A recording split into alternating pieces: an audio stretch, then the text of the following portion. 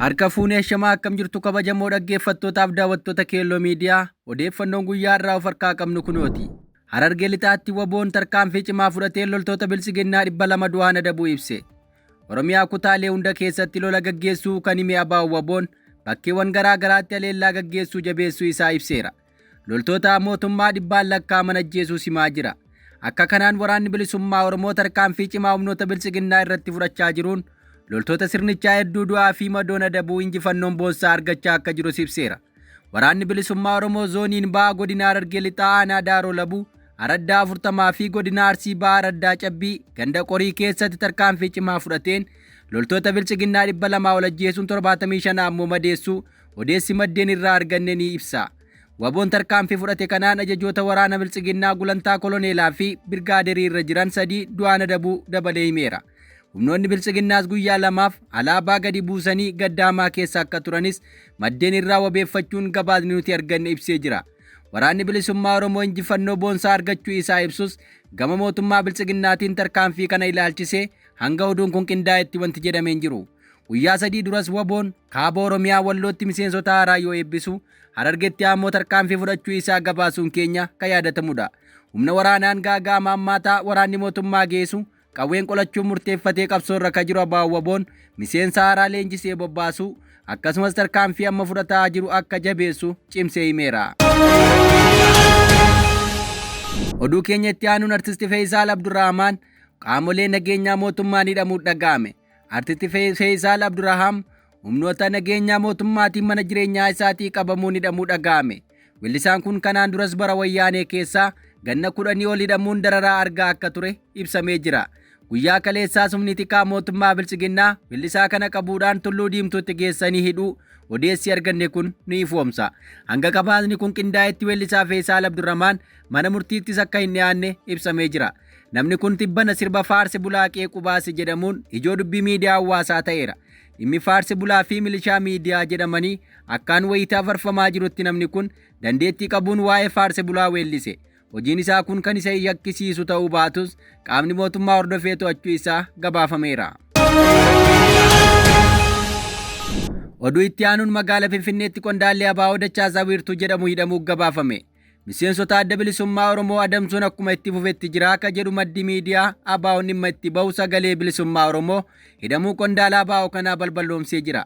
Kibxata dheengaddaa jechuun caamsaa 20 bara 2025 qondaala ABO Dachaasaa Wiirtuu Moosisaa sababa tokkoon ala humni mootummaa bilisiginnaa ukkaamsuun mana hidhaa caffee aannanii yookaas Meeksikoo jirutti hidhuu mirkaneeffadheeraa jedha maddi oduu kanaa. Addi bilisummaa Oromoo qabsoo karaa nagaa gaggeessuun murteeffatee erga hoogganni dhaabaa bara 2018 biyya galee miseensonni qondaalonni fi hoogganoonni ABO eenyummaa isaaniin yakkamuun waggootaaf hidhamuun ni yaadatama. Ammas guutummaa goleelee Oromiyaa keessatti miseensonni ABO mana hidhaa jiru. Bilisiginnaan yeroo dhiyootti hoogganoota ABO mana hidhaa irraa kan gadi lakkisan ta'us ammas miseensota dhaabaa bakkaa bakkatti adamsaa akka jiran maddi oduu kanaa komateera. Yeroo dhaabni seeraan boordii filannoo biyyaalessa Itoophiyaatti galmaa'ee qabsoo karaa nagaa gaggeessaa jiru kanatti paartiin aangoo siyaasaa dhuunfatee jiru miseensota dhaabaa humnaan qabee ukkaamsuun ulaa diimokiraasii dhiphisuu fi sarbamiinsa mirga namoomaatti xiyyeeffachuudha jechuunis komateera. Kun ammoo daranuu nagaa biyyattii booressa malee fala karaa nagaan biyya tasgabbeessuu miti jechuun ibsee jira. Guyyaa 6 dura jechuun eebila 22 bara 2017 akka lakkoofsa Itoophiyaa Koongireensiin Federaalistii Oromoo miseensi isaa magaalaa Jimmaatti hidhamuu ibsa baaseen hubachiisuu gabaasuun keenya ni yaadatama. Miseensi koree giddugalaa KFO Tokkummaa Margaa Urgee seeraan ala hidhamuu hin qabu jechuun KFO'n qabsoo karaa nagaatti gufuu akka ta'us akeekkachiisee ture. Hidhaan kun ammallee paartii karaa nagaa qabsoo gaggeessu ABO's mudataa akka jiru gabaasni kun ni hubachiisa. Oduu keenya itti aanuun godina Iluu Abbaa Booraatti daa'imman 6 fi dargaggoon tokko haala suukanneessaan ajjeefaman. Waraanni bilisiginnaa kutaalee Oromiyaa iddoo garaa garaatti dhiittaa mirga namoomaa raawwachaa jiraachuu irra deddeebiidhaan himama. Haala kanaan gaafa caamsaa 20 bara 2025 godina Iluu Abbaa Booraa aanaa Daarimuu ganda Beenaa tokkoffaa fi Beenaa lammaffaa gidduutti daa'imman 6 fi dargaggeessa tokko ajjeesuuf gabaafame. Daa'imman ajjeefaman kunneen Boonaa Abdurrahmaan, Falmataa Abdallaa, Adinaan Sheekoo, Firoo Aliyyi, Badhaasaa Ammee fi Mahadii Mizbaawuu kanneen jedhaman ta'uu ibsame. Daa'imman kunneen ganna 13 hanga 16 gidduutti kan argaman ta'us maddeen himaniiru. Ijoollee kana waliin dargaggoon Naa'ol Asaffaa jedhamu haala suukanneessaan ajjeesuu isaanii odeessi maddeen irraa nu dhaqqabe addeessa. Sirna mootummaa PP ammaa jalatti ilmi namaa guyyaa irraa gara guyyaatti kan ajjeefamu yoo ta'u, taateen kun ajjeechaan kun furmaata dhabee waggaa 7 oliif haala kana fakkaatuun itti fufeera. Oromiyaa keessatti nama ajjeesuun akka seeraatti kalaqaame yoo ta'u, qaamoleen mootummaa fi milishaan nama jibbarraa qaban maqaa barbaadan itti moggaasuun ajjeesuun itti fufuu isaa himama. Ajjeechaan kun akka dhaabbatu uummati gaafataa turus ammallee haalli kun akkuma kanaan cimee itti fufuu isaa gabaasi kun ni hubachiisa. Oduu keenya itti aanuun manni murtii sadarkaa jalqabaa federaalaa dhaddacha ramaddii araadaa guyyaa 21 ooleen yeroo dabalataa ogeeyyii fayyaa 9 irratti gaafatameen guyyoota 12 hayyame. Dr. Maayileet dabalatee ogeeyyiin fayyaa 9 mana murtii sadarkaa jalqabaa federaalaa dhaddacha ramaddii araadaatti dhiyaatan irratti yeroon qorannaa guyyoota 12 hayyamamu miseensi maatii Dr. Maayileet Guushuu madda oduu kanaa BBC'tti himaniiru. Ogeeyyii fayyaa humnoota farreen nageenyaa irraa ergama fudhachuun magaalaa keessatti jeequmsaa fi hokkora kaasuudhaan shakkaman 9 kunneen Dr. Maayileet Guush, Dr. Saamu'eel Ayiluu, Dr. Mikiyaas Alam, Dr. Ruut Amaaree, Dr. Hayila Yesuus Nigaatuu, Dr. Mikaa'el Tasammaa, Jaafar Abdul Jilaal, Usmaana Waayii fi Allabbaachau Faaqiiti. Yakka dhukkubsattoota hin wallaannu jechuun lagannaa hojii kakaasuu, humnoota farreen nageenyaa waliin qindoomuun jeequmsaa fi hokkora kaasuu, qabiyyee fi ergaa garaagaraa miidiyaalee hawaasaa irratti gadhiisuun hawaasaa fi saboota walitti buusuudhaan uummanni mootummaa irratti amantaa akka dhabuu fi akka fincilu gochuu jechuun himatamanii jiru. Poolisiin ragaalee namaa fi sanada hamma walitti qabnutti akkasumas hospitaalota isaan hojjechaa turan keessatti danqamuu yaalaatiin lubbuun namoota danuu du'uun hospitaalota irraa hamma mirkaneessinutti jechuun yeroo dabalataa guyyoota 14 gaafate yoo ta'u, manni murtii guyyoota dabalataa 12 hayyameeraa fi jalqabarra ogeeyyiin fayyaa 9 fi himannaa tokkotu dhiyaate. Innis bakka hojii isaaniitti argamuu dhabuudhaan waadaa galan raawwachuu dhabuu isaaniitiin miidhaa qaqqabeetti itti gaafatamu kan jedhu ta'uu BBC'tti himaniiru miseensi maatii Dr. Maayileet. Dr. Maayileet ganna 2 oliif hojii mootummaa irratti akka hin argamne kaasuun yakki isheen itti yakkamtee akka isheen waan ilaallanne gama waaqa abukaatoo isheen ka'uu himaniiru. Dr. Maayileet daa'ima ganna 1 fi ji'a 6 irraa kan hidhamte yoo ta'u, hidhamuun ishee dura BBC'n afaan Oromoo fi sagantaa BBC Focus on Africa irratti dhiyaachuun haala rakkisaa ogeeyyiin fayyaa Itoophiyaa keessa jiran irratti yaada ishee kennitee turte. Oduu keenya itti aanuun godina Baalee Baanaa laga hidhaa ganda Addeellee keessatti tibbana deessuun 2 sababa rakkoo ambulaansii fi neetworkii bilbilaan lubbuu dhabuun gabaafame. Waggoota dhiyoos misoomni baadiyyaa fi tajaajilli hawaasaa xiyyeeffannaa dhabuu isaatiin uummanni rakkoo keessatti kufee jira.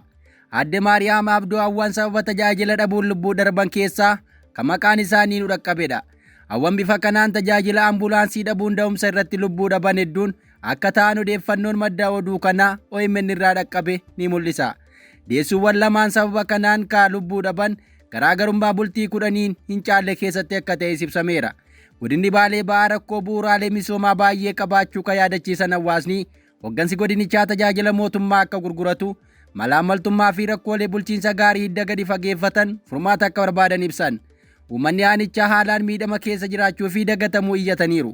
Waggoota 6 dura tajaajilli fayyaa Awwaan deessuu xiyyeeffannaa olaanaan kan kennameef yoo ta'u, bara kana keessa seektarichuu walii galaan xiyyeeffannaa waan dhabeef Awwaan ambulaansii tajaajila da'umsaa fi tajaajiloota kanaan wal qabatan dhabanii lubbuun darbuun oduu barame ta'aa dhufeera.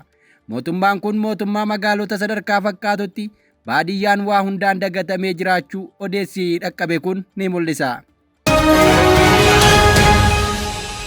Oduu itti aanuun aangaa'onni mana murtii federaalaa miseensummaa boordii filannootiif kaadhimamummaan dhiyaatan.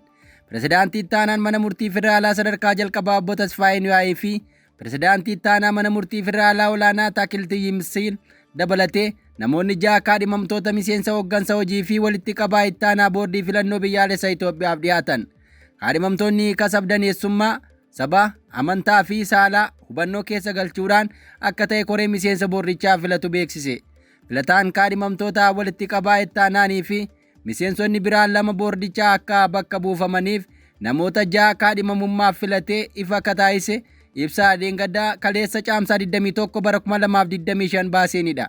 Miseensonni boordichaa caamsaa dhufutti barri itti gaafatamummaa isaanii dhumuun haaraan bakka buufamanis walitti qabaa itti aanaa miseensa boordichaa obbo Wibisheet Ayyalaa akkasumas Dr. Abarraa Daggabuu fi Bizuu Warqii Katataati.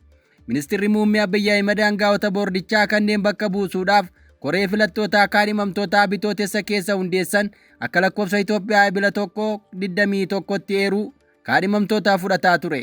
Kaadhimamaan jalqaba irratti eeraman obbo Tasfaayee Niyaay mana murtii sadarkaa jalqabaa federaalaatti itti aanaa pirezidaantii fi dubbii himaa manneen murtii federaalaati.